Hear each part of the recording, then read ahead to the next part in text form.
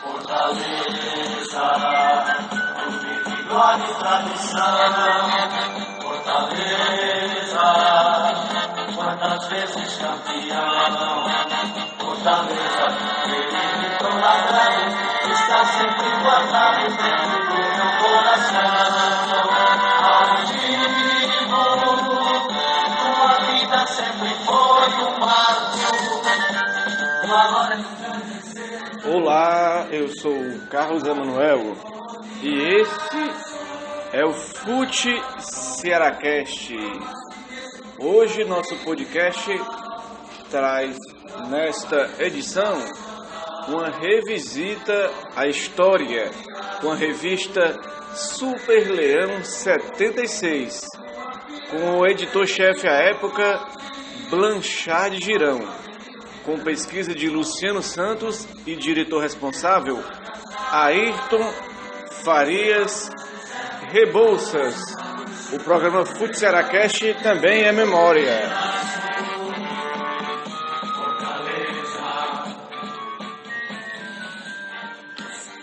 Fute Cearacast trazendo essa história aí da Super Leão 76, que foi uma revista que fez sucesso, né? Logo no texto, nas costas da capa, o título do texto: A Estranha Moral do Futebol, onde o autor reclama de que o Ceará, em 77, na busca do tricampeonato, estava mais politicamente posicionado para, inclusive, influenciar na comissão de arbitragem. Abre aspas.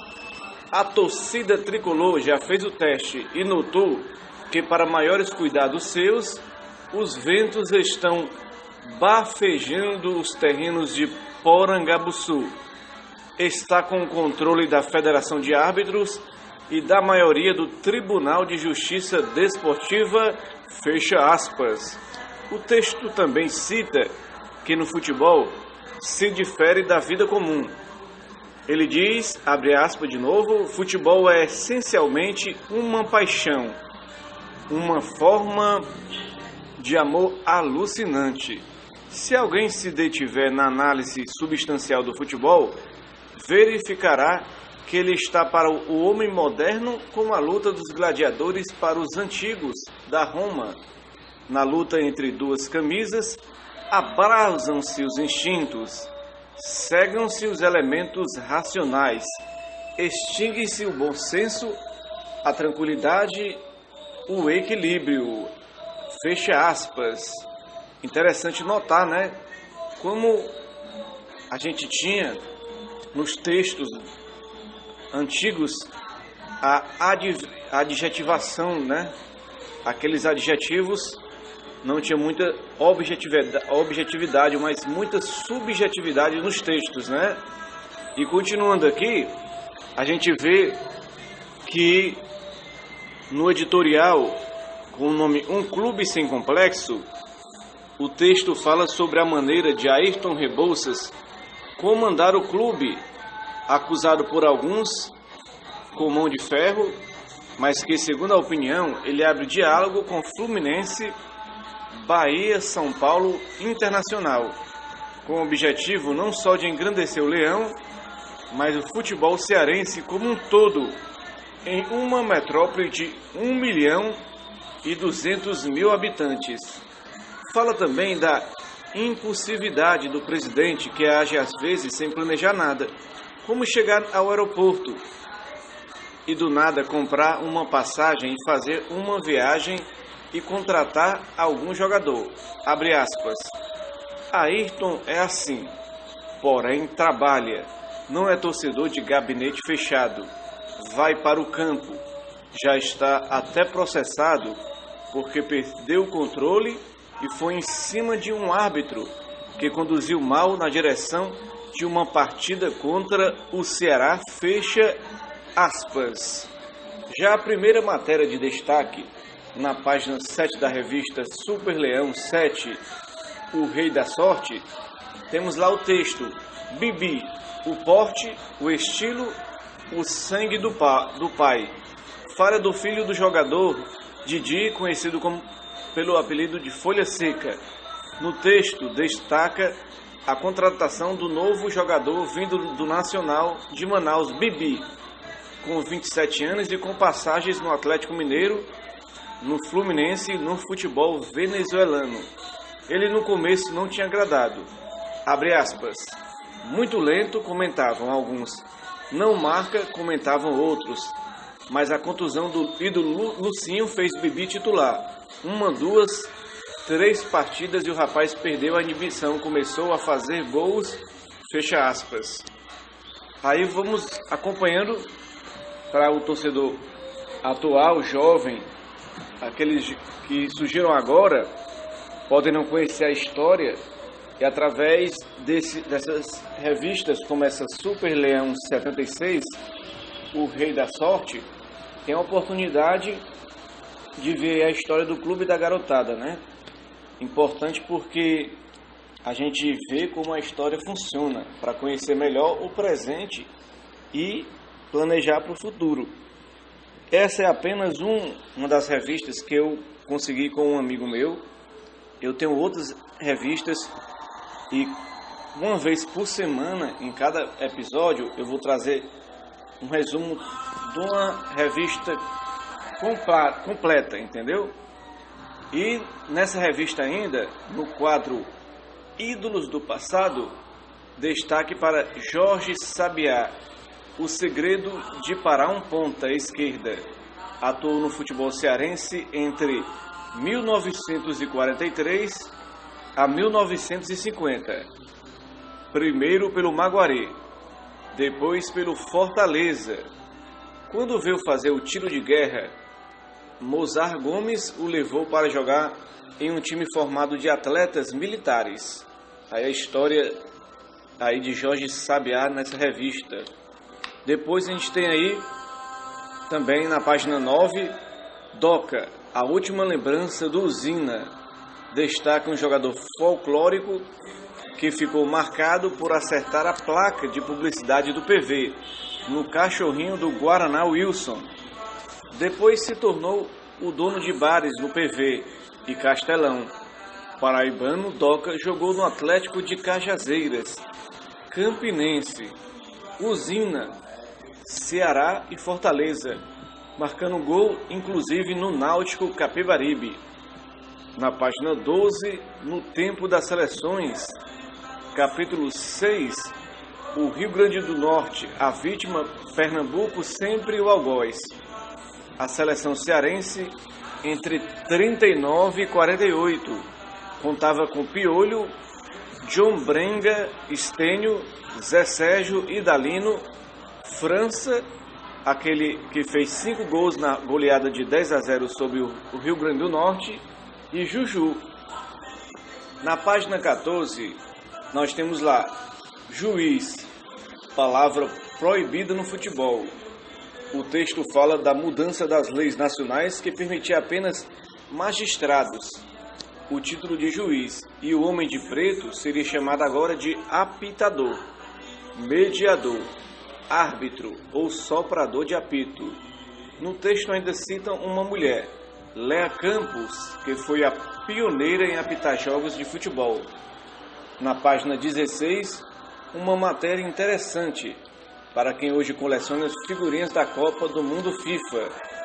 Em 1939, existia um álbum do Campeonato Cearense, o álbum dos Teams Gloriosos do Ceará, na disputa do campeonato de 39, segundo grande concurso desportivo lançado pela Tabacaria Cascatinha da Praça do Ferreira.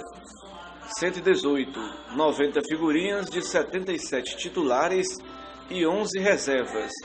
O Ceará foi o campeão em 39. É muito interessante notar que hoje a gente tem essa febre de figurinhas aí, as pessoas marcam encontros nos shoppings, nas praças, para poder completar o álbum da Copa. E já tínhamos aqui no futebol cearense, em 1939, através aí da Tabacaria Cascatinha da Praça do Ferreira, essa coleção aí de álbuns da Copa, que foi disponibilizado aí para a revista Super Leão 76, o Rei da Sorte, pelo jogador Albano, que jogou no Tramways. Ele jogou no Tramways e tinha essa coleção, na época, importante, que hoje faz parte da história do futebol cearense. Não sei se existe mais essas figurinhas, né? Mas que fez parte, né? A importância e o amor do futebol antes mesmo da TV e ainda no começo do rádio, já tinha esse amor pelo futebol. Na galeria dos grandes tricolores, Abdias Veras destaca a história do sobrinho de Carlos Rolim. Abdias era formado como engenheiro civil. No tricolor do PC foi de tudo um pouco. Adjunto de tesoureiro, presidente do Conselho Deliberativo, foi vice-presidente do clube na gestão de Otônio Diniz, ajudou na conquista do bicampeonato cearense 59 e 60, além de ser vice-campeão brasileiro e novamente bi 64 e 65, e de outros títulos como diretor de futebol 67, 69, 73 e 74. E também o outro texto, mais uma cria das escolinhas, Jair. A torcida já aprendeu a confiar no pequenino. Essa matéria destaca esse jogador que nessa época tinha 20 anos e já se destacava como lateral direito e vinha da fábrica do PC. Passou pelas mãos do treinador do Juvenil Mozart. Era de Fortaleza e morava na rua Princesa Isabel. E nessa próxima matéria, a gente vê já aquele interesse de saber o que era mais importante para a torcida. Se era contratações bombásticas ou apoio na base para revelar novos jogadores e, quem sabe, negociar. Que é essa outra matéria que merece destaque: contratar ou formar jogadores. Eis a questão. Se você fosse presidente de Fortaleza, reservaria maior verba para os setores básicos de formação ou investiria em grandes contratações? Este é um tema em voga aos que afirmam que o futebol cearense está morrendo, porque os clubes só pensam em trazer jogadores de fora, quase todos em declínio. Mas existem os que advogam as contratações sob vários argumentos, principalmente as motivações das torcidas, que são imediatistas. No texto, a opinião de Raimundo Alexandre, Luciano Frota, Otônio Diniz, Francisco Alves, Raimundo Alexandre, Vilca Gondim e José Feliciano de Carvalho. Então a gente analisa realmente esse debate aí de 77, na revista Super Leão 76, que até hoje faz sentido. Você vê que hoje até se modernizou mais o futebol cearense, na administração do Robson de Castro, com a compra do CT, o CETEM do Nordeste, em Itaitinga, que na verdade foi na gestão aí do Evandro Leitão. Mas o Robson de Castro fazia parte da diretoria. E hoje, como presidente, ele já contratou também aí o centro de treinamentos como um local para revelação de jogadores. E temos os frutos aí. Arthur, já temos aí o fruto desse jogador aí Raul, que vai para o Vasco. Foram frutos do centro de treinamentos do Nordeste, que é do Ceará. É um investimento na categoria de base. O Fortaleza sempre foi um jogador que revelou, um clube que revelou atletas. Tem o centro de treinamento Ribamar Bezerra em Maracanaú. O Fortaleza sempre teve jovens valores sendo revelados. Nós temos também o Ferroviário, que exportou jogadores aí, digamos Mota, Yarley, Jardel, todos passaram aí pelo Mazinho Loyola, pelo Tubarão da Barra. E o Ceará também chegou à primeira divisão sem grandes contratações, mas jogadores que façam a diferença. Já tiveram administrações irresponsáveis, que traziam jogadores bilheteria para atrair a torcida, até que atrair a torcida em 1 ou 2 jogos.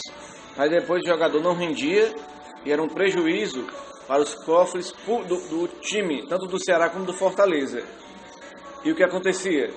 Acontecia que a contratação bombástica que o Gomes Faria tanto pedia, Paulino Rocha e outros, os agitadores do microfone cearense, se viram em muitos momentos para agitar as massas, para agitar a torcida, para que a torcida possa chegar ao estádio. Mas hoje não existe mais motivação melhor do que o próprio time, do que o próprio clube, apesar da concorrência hoje da TV, né? Então essa matéria foi muito importante de 76 para a gente refletir sobre isso, né? Ainda tem uma página que mostra a premiação da revista A Gente da Capital e do Interior, com prêmios de TV, carro como Corcel, Chevette e viagens de férias a Salvador. E na crônica de Ronald Proença, o destaque para a busca da revista de contar a história do futebol cearense e não somente do Fortaleza, né? Ela busca aí contar a história também de outras coisas, não somente do Fortaleza, mas do futebol cearense como um todo, né? Então, é importante. Vamos lá, abre aspas. Nosso propósito é prestar uma colaboração aos futuros historiadores. Esta revista deixa de ser, portanto, um veículo de exclusiva promoção do Fortaleza, seus feitos e suas glórias, para se tornar um repositório dos fatos mais interessantes de todos os demais clubes que no passado e no presente têm procurado engrandecer o futebol de nossa terra. Fecha aspas. Lembrando aí, ó, quer dizer, a revista ela se propõe também a deixar um legado histórico, um registro para a posteridade. E o que acontece com isso? Que eu, Carlos Emanuel, através de um amigo, né, Adriano, que foi filho do jogador França, tive acesso a esses textos dessas revistas do Fortaleza. São várias revistas de vários programas que vão acontecer só sobre Fortaleza, que também fala sobre o futebol cearense, porque ele deixou legado para os futuros historiadores. Eu, como jornalista de formação e também um historiador de paixão, estou aqui para registrar isso. E agradecer, valeu gente, muita informação, mas esse é nosso podcast Fute Cearacast. Eu sou Carlos Emanuel e até a próxima, agradecendo a sua audiência. Você de lá, eu aqui. Não existe tititi, não existe tchá-tchá-tchá. Eu disse que é aiá, você disse que é oiô. Quando eu disser que é oiô, responda que é aiá. Ai!